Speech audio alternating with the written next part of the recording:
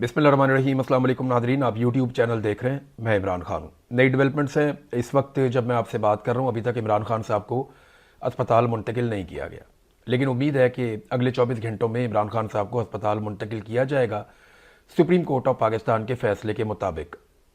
PMLN के अंदर एक अजीबोगरीब खलबली मच गई। मुझे समझ नहीं आ रही कि उन्हें क्या हुआ। मियाँ साहब तो बिल्कुल ही दिल छोड़ गए या उनकी पार्टी बिल्कुल दिल छोड़ गई है, और ऐसा लगता है कि नवाज शरीफ साहब ने यह तय कर लिया है कि उन्होंने आइंदा मैदान में अकेले ही रहना है। वो इमरान खान जैसी एक बड़ी सियासी हकीकत को तस्लीम करने को तैयार नहीं है, और ये कोई पॉलिटिकल एटीट्यूड नहीं है, ये कोई जमहूरी रवैया नहीं है, और ये 3 दफ़ा के वज़ीर आज़म को ज़ेब भी नहीं देता। मियाँ साहब को इमरान खान साहब की सियासी हकीकत को ना सिर्फ पहचानना चाहिए बल्कि उनका मैदान में सामना करने की जुर्रत पैदा करनी चाहिए। इन्हीं चीज़ों से मियाँ नवाज शरीफ साहब माजी में गुजर चुके हैं, और वो इमरान खान साहब के लिए कैसे रास्ते बंद कर सकते हैं। यानी मैं PMLN की अगर आपको हकीकत इस वक्त बताऊं जो उनकी हालत है, तो बाज़ों का तरस आता है। ये जो चीज़ें मैं आपको पढ़ के बताने लगा हूं, ये सारी PMLN ने कही हैं और आज ही के दिन में कही हैं। यानी आप देखें, तारक फजल चौधरी कहते हैं कि फैसले पर मिनोअन अमल करेंगे। राणा सनाउल्लाह कहते हैं कि फैसला मेरिट पर मबनी है। नासिर भट्ट कहते हैं कि नवाज शरीफ के खिलाफ साजिश है। और इसी तरह की बात जो है वो कहते हैं जावेद लतीफ़ कि जनाब ये तो सहूलतकारी हो रही है। फिर साद रफीक कहते हैं कि फैसले से अदलिया का खोया हुआ वकार बहाल हुआ, ठंडी हवा का झोंका मिला। फिर आजम नज़ीर तारड़ कहते हैं कि जी फैसले के खिलाफ हम अदालत में जाएंगे। ख्वाजा साद रफीक ने कुछ और बात की है। ख्वाजा आसिफ साहब जो स्टेटमेंट देते हैं वो उससे भी ज़्यादा हैरान करने वाली है। ख्वाजा आसिफ साहब कहते हैं कि जनाब इमरान खान साहब तो कोई NRO ढूंढ रहे हैं और NRO के चक्कर में हैं। PMLN के कुछ लोग जो हैं वो ये कहते हैं जनाब इमरान खान को NRO मिल गई। यानी जितने मुंह हैं उतनी बातें हैं। PMLN को ये पता ही नहीं है कि इस बात के ऊपर उनका बयानिया क्या है या उन्हें कहना क्या चाहिए। और इसकी वजह यह है कि मियाँ नवाज शरीफ साहब बहुत बड़ी बौखलाहट का शिकार है और क्लैरिटी नहीं है मियाँ साहब में कि एक्चुअली अब उन्हें करना क्या है। देखिए, ये हम सब जानते हैं, आपको भी पता है, PMLN को भी पता है, पीपल्स पार्टी को भी पता है। फजलुर रहमान साहब भी ये कहते हैं, जितने टाउट्स हैं जो मिलिट्री एस्टेब्लिशमेंट की तरफ से खबरें देते हैं वो सारे ये बात अपनी मुंह से कहते हैं कि इमरान खान साहब के ऊपर कोई कानूनी मुकदमा नहीं है। ये एस्टेब्लिशमेंट के साथ इमरान खान साहब की एक जिद और एक लड़ाई चल रही है। वो दोनों चाहते हैं कि उनका इक्तदार बरकरार रहे। नहीं, इमरान खान साहब कहते हैं कि सिविलियंस का इक्तदार रहे, एस्टेब्लिशमेंट ये कहती है जी हम इक्तदार के अंदर रहेंगे। PMLN और पीपल्स पार्टी ने क्योंकि एस्टेब्लिशमेंट का रास्ता बनाया इक्तदार का साथ उन्हें शामिल रखने के लिए, तो उनके साथ वो खुश हैं। तो फड्डा तो ये है, सारे ये बात करते हैं, ये मुकदमा तो कहानियां हैं, ये तो जाली हैं। आज अगर पाकिस्तान की मिलिट्री एस्टेब्लिशमेंट या इंटेलिजेंस एजेंसीज अपना दबाव सुप्रीम कोर्ट और हाई कोर्ट्स के ऊपर से उठा लें, यानी निचले लेवल तक जजेस को मैनेज किया जाता है। मेरे पास एक जज के रिश्तेदार आए मेरे घर पे और उन्होंने आकर मुझे सॉरी कहा। मैंने कहा जी आप क्यों कह रहे हैं? कहते जज साहब ने मुझे भेजा है, आपका ना बाइज्जत बरी होना बनता था उस मुकदमे में, एक दहशतगर्दी का मुकदमा था। तो मैंने कहा जी फिर मुझे किया क्यों नहीं? तो उन्होंने कहा जी कि बहुत दबाव था, बहुत प्रेशर था, बल्कि हमें फाइनली ये कहा गया कि अगर आप इसमें छोड़ेंगे तो हम इसको किसी और में पकड़ लेंगे, लेकिन आपके लिए अच्छा नहीं होगा। तो हमें फिर आपका रिमांड देना पड़ा, और बड़ा लंबा एक रिमांड मेरा दे दिया गया था, मुझे दोबारा जेल भी भेज दिया गया था। तो यहां से आपको अंदाजा हो जाना चाहिए कि अदलिया को किस लेवल तक और कितनी निचली सतह तक जाके पाकिस्तान की इंटेलिजेंस एजेंसीज कंट्रोल करती हैं।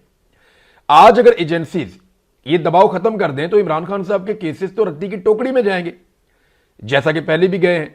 अदलिया पे जितना कंट्रोल हासिल किया गया वो इसीलिए किया गया कि इमरान खान को कितने अरसे तक मैक्सिमम जेल के अंदर रखा जा सकता है या उसके ऊपर दबाव डाला जा सकता है।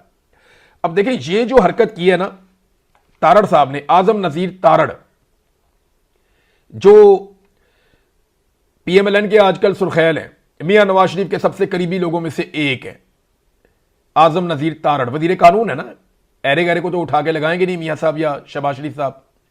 तो आजम नजीर तारड़ साहब ने कहा जी हमने मीटिंग की है और उसमें हमने ये फैसला किया है कि हम इस फैसले के खिलाफ नजरसानी की अपील करेंगे, ये वजीर कानून ने कहा। अच्छा, इसके अलावा एहसन इकबाल साहब ने कहा कि इमरान खान को अस्पताल भेजा जा रहा है, इस तरह तो कैदियों की पटिशन की एक लाइन लग जाएगी, हर कोई कहेगा कि हमें अस्पताल भेजो। तो यानी ये एहसन इकबाल साहब कह रहे हैं, जिनका साबिक वजीर आजम और लीडर जो है वो पाकिस्तान से लंदन ही चला गया था। तो तब इन्हें ख्याल नहीं आया कि जेलों में लाइनें लग जाएगी कैदियों की और वो आ जाएंगे अपने वीज़े लेकर और पासपोर्ट लेकर कि जनाब हमें लंदन भेज दो, हमें बरतानिया, जर्मनी, फ्रांस, अमेरिका, स्विट्ज़रलैंड, दुनिया के मुख्तलिफ ममालिक में भेज दो, हम भी चाहते हैं बाहर से जाकर इलाज करवाना। जिनका अपना लीडर प्राइवेट अस्पताल में इलाज करवाता रहा, जिनका अपना लीडर प्राइवेट डॉक्टर को हर वक्त अपने साथ रखता रहा, जिनका अपना लीडर इलाज के लिए सजा याफ्ता होने के बावजूद बरतानिया चला गया, स्टाम्प पे लिख कर दिया 50 रुपए वाले पर कि मैं जा रहा हूं 4 हफ्ते के लिए। फिर बात चली गई 8 हफ्तों पे, और फिर 4 साल के बाद वो शख्स वापस तब आता है जब उसकी डील हो जाती है और एयरपोर्ट के ऊपर उसको सहूलत फराहम की जाती है, उसके मुकदमात खत्म किए जाते हैं, उसे इलेक्शन लड़वाया जाता है। अब जिनका लीडर खुद ये सारा कुछ कर गया, वो कैसे कह सकते हैं एक पॉलिटिकल पार्टी के लीडर को, जो साबिक वजीर आजम भी है और जो इस वक्त पाकिस्तान का सबसे मकबूल रहनुमा है, वो उसे कैसे कह सकते हैं कि जनाब आपको इलाज के लिए जेल से बाहर नहीं निकाला जा सकता। इनके जरा माजी के आप स्टेटमेंट सुने, पहले स्टेटमेंट सुने, फिर तारड़ साहब के ऊपर बाद में जाते हैं। ये जरा देखें कि अपने मर्जी के डॉक्टर से इलाज करने के मामले पर मरियम नवाज, जो नवाज शरीफ की बेटी है, आजकल वजीर आला है, टिकटॉक वजीर आला, तो मरियम नवाज क्या कहती थी जब उनके वालिद का इलाज करवाना था उस प्राइवेट डॉक्टर के बारे में जो नवाज शरीफ साहब को पसंद था। ये सुने आप। डॉक्टर नाम एक बहुत क्वालिफाइड डॉक्टर है और इन्होंने पीएचडी भी की हुई है। मैं इनका सीवी यहाँ पे नहीं गिनवा रही, लेकिन ये मियां साहब का हक है, उनकी सवाबदीद है कि वो 15 साल से जिस डॉक्टर के ऊपर उनको एतमाद है, जिस डॉक्टर के हाथ में अल्लाह ताला ने शिफा दी है, जो डॉक्टर ने बड़े अच्छे तरीके से उनका इलाज किया है in connection with his group of doctors, board जो बाहर उनका बना हुआ उनके साथ। ठीक है जी, ये मरियम नवाज साहबा फायदे गिनवा रही हैं कि मरीज की मर्जी, मरीज का एतमाद, जो डॉक्टर उन्हें पसंद है उस डॉक्टर से इलाज करवाया जाए। ये वो जस्टिफिकेशन दे रही। आज वो कहते हैं जी कि क्यों अस्पताल क्यों भेजे इमरान खान साहब को।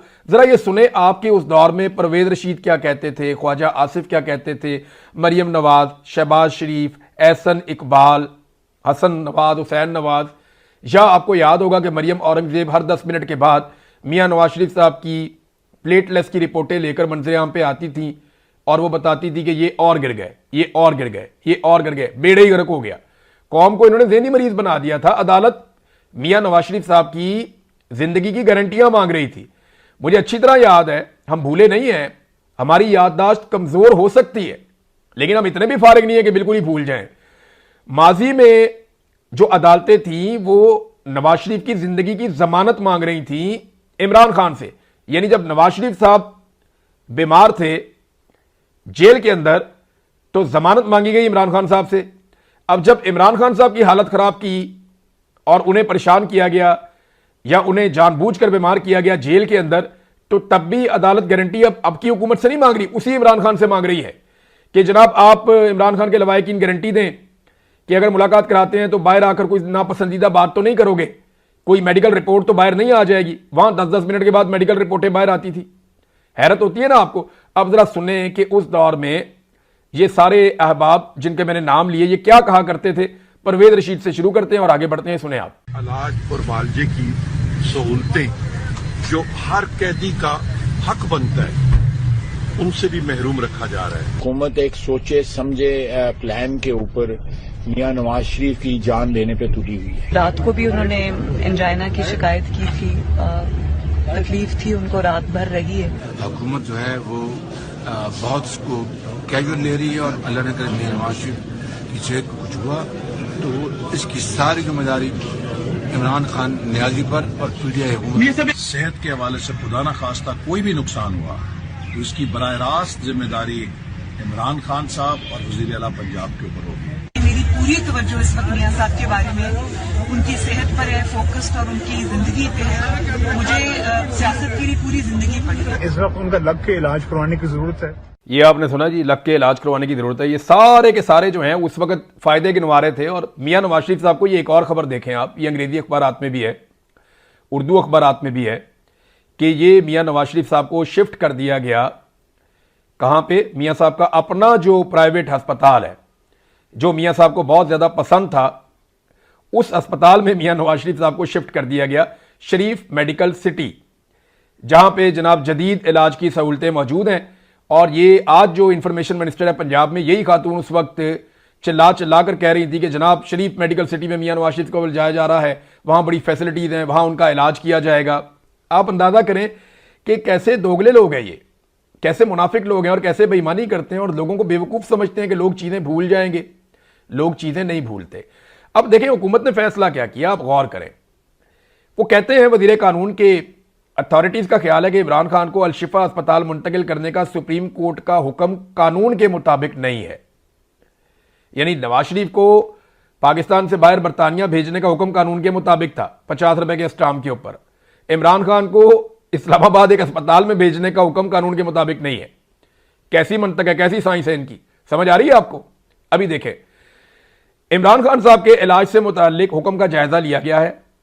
वजीर कानून फैसले पर नजरसानी के लिए सुप्रीम कोर्ट से रुजू करेंगे। वजीर कानून हुक्मनामे के दीगर निकात पर भी मुशावरत की गई है। वजीर कानून क्या सुप्रीम कोर्ट का हुक्म तमाम कैदियों के लिए होगा? वजीर कानून ये उस वक्त नहीं पूछा जब नवाज शरीफ को सुप्रीम कोर्ट ने या अदालत ने उठाकर पाकिस्तान से बाहर भेज दिया था। क्या वो हुक्म भी सारे कैदियों के लिए था? जेलों में बहुत से कैदी हैं जिनकी सेहत के मसाइल हैं, तो उस वक्त भी थे। सजाए याफ्ता कैदियों को सरकारी अस्पतालों में इलाज फराहम किया जाता है। क्या सुप्रीम कोर्ट का हुक्म तमाम कैदियों के लिए होगा? ये वजीर कानून ने कहा। अब ये कह रहे हैं जी हम इसके अंदर अपील करने के लिए जाएंगे। लेकिन मजे की बात यह है जो इंतजार हुसैन पंजूथा साहब ने बताई कि आजम नजीर तारड़ साहब ने यह फैसला करने से पहले फैसला पढ़ा ही नहीं। यानी इस फैसले को चैलेंज करने का जो फैसला किया गया कि हम नजरसानी की अपील में जाएंगे, उस अपील में जाने से पहले यह वाला फैसला पूरा पढ़ा ही नहीं। इसका अगर 12 नंबर पॉइंट वो पढ़ते तो इस पैराग्राफ के अंदर लिखा हुआ है the question of maintainability of the petition as well as the other objection that may be raised by the respondents shall be examined on the next date of hearing. The respondents shall also be at liberty to file their concise statements.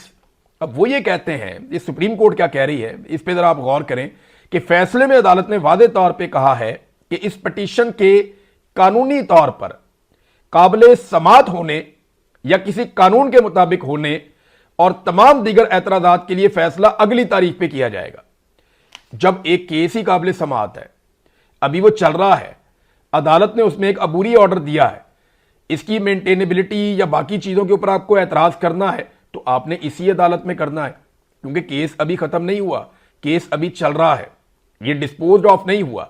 जब ये case खत्म हो जाएगा तो तब ये इख्तियार होगा दोनों पार्टियों में से किसी के पास भी कि वो इसकी अपील में जा सकती है, नजरसानी की अपील में जा सकती है। ऐसे ये अपील में कैसे चले जाएंगे, अभी तो ये केस चल रहा है। तो आजम नजीर तारड़ साहब को पहले आज का हुक्मनामा पढ़ना चाहिए था। आपकी प्रेस कॉन्फ्रेंस का जवाब आज के हुक्मनामे में मौजूद है, एक बार फिर गौर से पढ़ लीजिए। ये बात की इंतजार हुसैन पंजूथा साहब ने।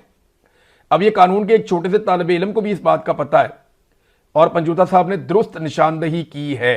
जावेद हाशमी साहब जो है ना, याद रखिएगा ये किरदार बहुत बड़ा है। जावेद हाशमी आम आदमी नहीं है। अगर आपको कभी लगे कि आपने पॉलिटिशियन बनना है तो आप जावेद हाशमी को अपने जहन में जरूर रखिएगा। अगर आपने पाकिस्तान में पॉलिटिक्स करनी है ना, तो आपके तरक्याती मॉडल आपका कुछ भी हो, गवर्नेंस का मॉडल आपका कुछ भी हो, लेकिन मुजामत करने के लिए आपको जावेद हाशमी जैसा होना चाहिए। जब नवाज शरीफ साहब को अस्पताल मुंतकिल किया जा रहा था, उनके इलाज का मामला चल रहा था ना, तो उस वक्त इंसानी हमदर्दी के तहत जावेद हाशमी नवाज शरीफ के साथ खड़े थे। जब किसी और के साथ ज्यादती हो रही थी तो वो वहां पे खड़े थे। आज इमरान खान के साथ हो रही है, आज यहां पे खड़े। जावेद हाशमी का ट्वीट जो है ना, वो पढ़ने से ताल्लुक रखता है।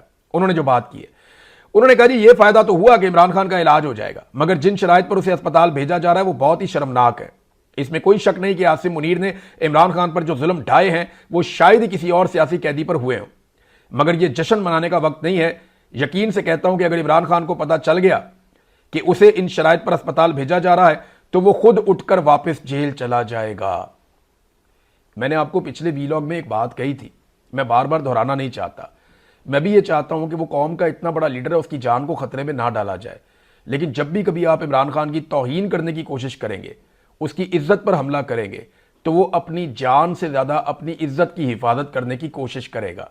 ये उसकी कमजोरी है। वो आपको अपना हीरो वाला स्टेटस कभी नहीं देगा, वो आपके सामने सरेंडर करके कभी शर्मिंदा नहीं होगा। ये इमरान खान है, ये नवाज शरीफ या आसिफ अली जरदारी नहीं है। आपको ये बात समझनी पड़ेगी। ये वो आदमी नहीं है कि जनरल फैज को नवाज शरीफ ने कहा कि मरियम नवाज का ट्विटर नहीं खिलौंदा, तो उसके बाद नवाज शरीफ ने जनरल फैज के सामने मरियम नवाज को कहा कि भाई आज के बाद जो है ना वो ये तुमने ट्विटर नहीं चलाना और ये बंद करना है। फिर 6 महीने मरियम नवाज का ट्विटर बंद रहा। ये इमरान खान है, आप देखते जाएं। अभी तो इसमें ना जावेद हाशमी ने आगे जो बात की, उन्होंने कहा कि दरअसल आसिम मुनीर और इसकी फौज फंस चुकी है, मसला तरमीम का है। नून लीग और पीपल्स पार्टी तरमीम के वादे से भाग रहे हैं। इन जमातों की अपनी कोई सियासी कुव्वत नहीं है, इन्हें सिर्फ तरमीम पर आमादा करने के लिए सब किया जा रहा है। वो भी अपनी हैसियत जानते हैं। उन्होंने बिलाकर आमादा हो जाना है, फिर फौज ने 1 मिनट लगाए बगैर इमरान खान पर किया जाने वाला जुल्म दोबारा बरकरार कर देना है। बांग्लादेश ने आज अपनी फौज को बैरकों में वापस जाने का हुक्म दे दिया है। तमाम कारोबार जब्त कर लिए गए हैं और फौज को सिर्फ बॉर्डर तक महदूद कर दिया गया है। 6 जून 1985 से कह रहा हूं कि हमारी फौज को भी बैरकों में वापस जाना पड़ेगा। मुझे यकीन है कि इस जुल्म से कौम को निजात इमरान खान ही दिलाएगा। नाज़रीन देखिए, कई लोग सेलिब्रेशंस कर रहे थे, तो मेरे ख्याल में सेलिब्रेट करने वाली कोई बात नहीं है।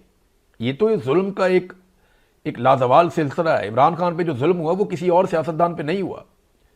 तो इतने जुल्म के बाद अगर उसको उसका हक मिला है तो आप इसको नहीं कह सकते कि ये अदालत ने मेहरबानी कर